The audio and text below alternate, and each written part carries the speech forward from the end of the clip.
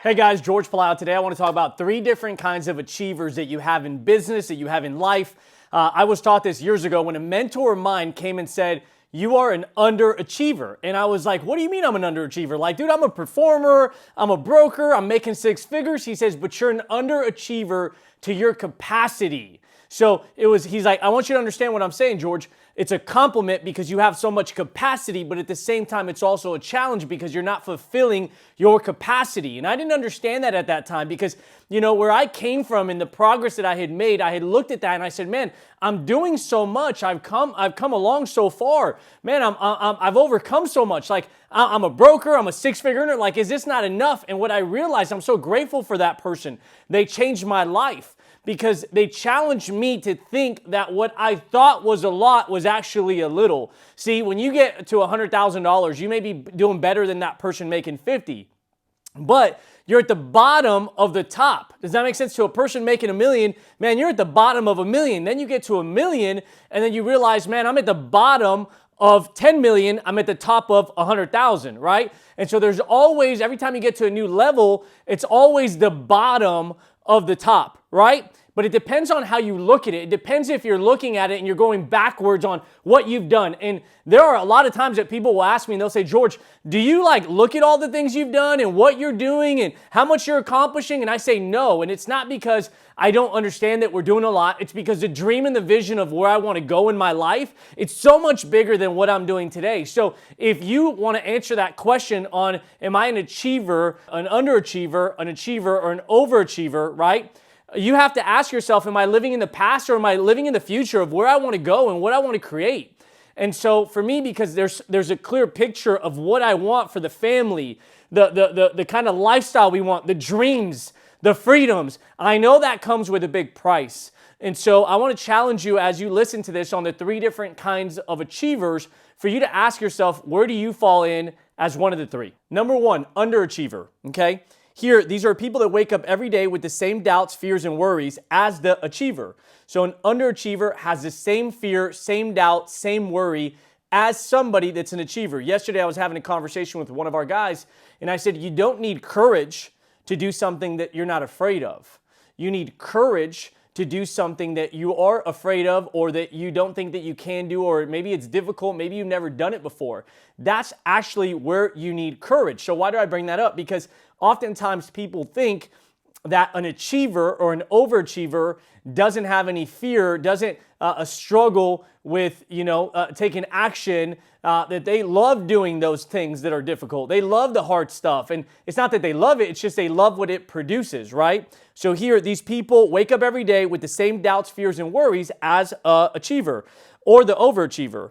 They are human beings just like everyone else, but they won't work or compete, right? So they're not going to give their very best. They don't want to compete. They don't want to have to face that challenge of saying, "Man, what if I'm not good enough? What if I can't do this? What if I fail? What if I do it and it doesn't work out?"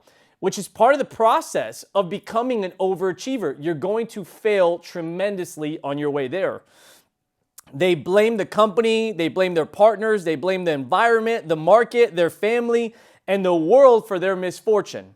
It's always somebody's fault. I met people like that. Like, "Man, but you don't understand my situation, George." No, dude, I understand your situation. I've also had my own situation. You don't understand my situation, right? But I never use my situation as a reason not to win. When my mom's in the hospital with cancer, when she's going through a stroke, when we're losing our house, when nobody's taking me serious because I'm 18 years old and I look like I'm 15 with braces and I'm trying to do insurance and financial planning for people, right? And nobody's taking me serious and I'm just struggling, and my market, I don't have a market for it, and I've never gone to a prestigious school, and I don't have a lot of contacts, and I'm a shy person, and I'm an introvert. I never use those things as a reason not to win. But most people will use their background, their family, their friends, everything as a reason why they can't win. They never take responsibility and don't even really care. They're just kind of complainers. Unfortunately, there's a lot of people like that. They don't believe in anything or anybody, especially themselves. They don't really have a cause. They don't have a mission. They don't have a crusade. They don't have a dream. They don't have a vision for their life, right? So they're not even thinking about doing something big in their life. These people want something for nothing. "Man, I want to be famous," right? But I don't want to do the work. Man, I want to be this successful leader, but I don't want to set the example. They want something for nothing. Man, I want to be a millionaire. I want to be a millionaire too, George, right? But they don't want to pay the price. They want something for nothing. They want the shortcut. I understand that, by the way, because I used to also want the shortcut, and I struggled for so long, and I realized that, hey, you trying to find an easier way to get to the top is actually why you're still at the bottom. So for me, I had to change my mentality and said, man, you know what? I'm gonna commit to paying the price. I'm gonna fall in love with paying the price. I'm gonna earn it more. And my mentality changed. Unless they make a major decision to change, they don't stand a chance to succeed as an entrepreneur. Okay, so that is the underachiever. Let me give you the level 2, achiever. You can find several examples of these people in sports. Think of athletes that are good enough to play in the NBA and the major leagues, but they are satisfied with just reaching that level. There's a lot of people that are professional athletes that none of us know their names, guys. Maybe their family does, maybe their coach does, maybe their friends that they played with do, but the world doesn't know who they are. They spend a lot of time on the bench, but they're in the pros, right? And that mentality is, man, I made it to the pros, you know? I got a contract. I'm good. I made it. You're not the best. You're not number one. You're not the world's greatest. You're not a master of your sport. You're very, very good. You competed to be on the team, but you're not playing now. Why? It's a higher standard. It's a higher competition, right? It's harder, right? So, hey, well, I made it, right? That's kind of the mentality. Next one, people in this category have talent to become winners, but choose not to go the extra mile. A few get caught up celebrating past wins and fall short of achieving true greatness. A few get caught up in past wins. Man, but I was the captain, man, but I was number one, but we were a state champion. Man, let me tell you about what I did. Again, where are they living? In the past, right? But and they never really say, man, I'm going to commit to being what number one does or is. Right? I'm not gonna pay the price at that level. And I understand it because there's a lot of days that I don't feel like paying the price, but then I have to evaluate what it's gonna be like 5, 10, 15, 20 years from now when I look back at George and I say, man, why didn't you try harder? Why didn't you give more? Why didn't you recommit? Why didn't you go again? Why didn't you improve? Why didn't you sell out? And I don't want that. I don't want that. I don't think you want that. This group has what it takes to be an overachiever, but they settle for less instead. They are simply happy doing better than their peers rather than striving to be the best that they can be, right? And in our business, by applying our system, they can transform themselves from an achiever to an overachiever. One of the things that we do in our industry is we coach people how to get to that next level. And then the last one, number 3, overachiever. These are warriors who are affected by the same challenges that the other two groups experience, yet don't use that as an excuse. So they struggle with everything else. Marital issues, health issues, kid issues, issues with death, issues with sickness, issues with finances, issues with stress, with pressure, with everything else that everybody else has. It's human, okay? Except they don't use those things as an excuse. They have the same personal challenges, and some even have a tougher time growing up. They feel frustrated most of the time. Some of you guys right now, you may be saying, man, I'm always like frustrated, and I understand that. Because that's kind of how I feel often. And people will say, but you should just like be content. I think some of the people that are the greatest achievers, they're constantly in a stage of, I want to do next. I want to get to that next level. I want to achieve more. I want to know what my very best looks like. I want to max out my capacity.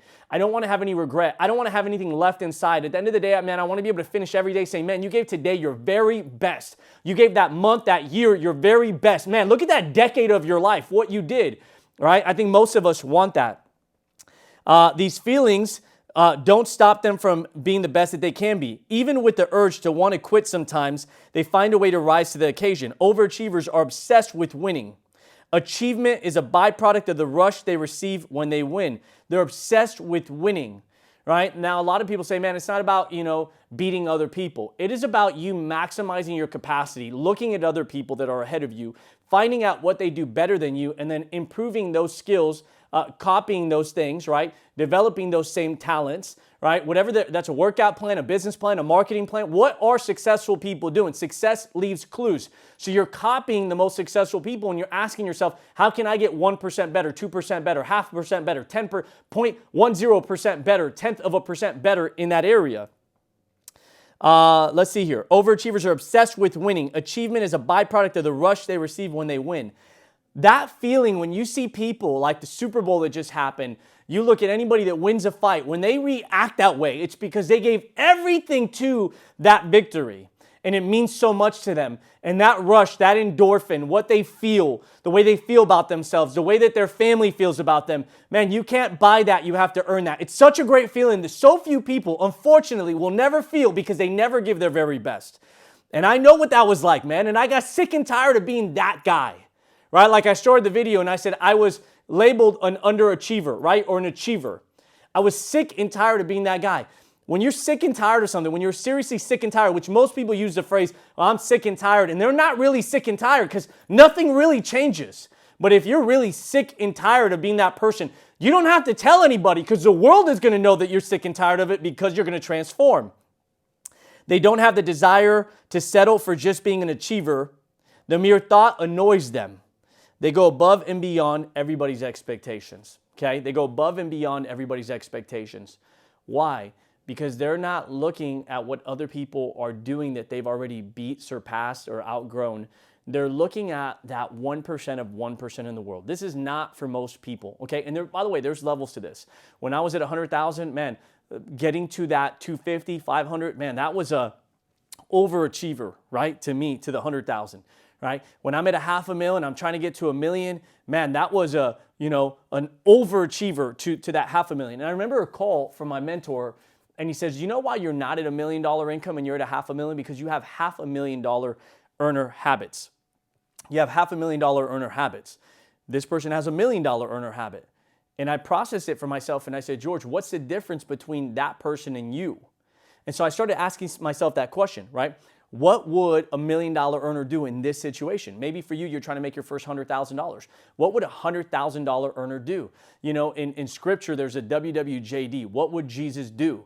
Right? I started asking myself, what would WWPD? What would Patrick do? What would a WWMD? What would a millionaire do? Right? Then that became, what would a decamillionaire do? Right? What does that look like? How do I get to that level? How do I evolve? And for you guys that are watching this, and I talk about money a lot because we're in a business, and so we talk about profitability, but it has nothing to do with the money. The next level doesn't come because you want more money. It's because you really want to do something that makes you proud. It's because you want to impact a community, a society, a business, a company. It's because you want your name to be known. You want to make a legacy for your bloodline where they know, man, that last name is special. These are things that didn't matter to me when I was broke. So I understand being a broke person making $8,000 a month at Red Lobster. I'm sorry, $8,000 my first year in insurance sales coming from Red Lobster. I understand what that's like. I understand, listening to people and saying, man, I'm not there yet. I'm nowhere close to that guy. That's not who you need to compare yourself to. You need to compare yourself to that version that's next. What's your next look like?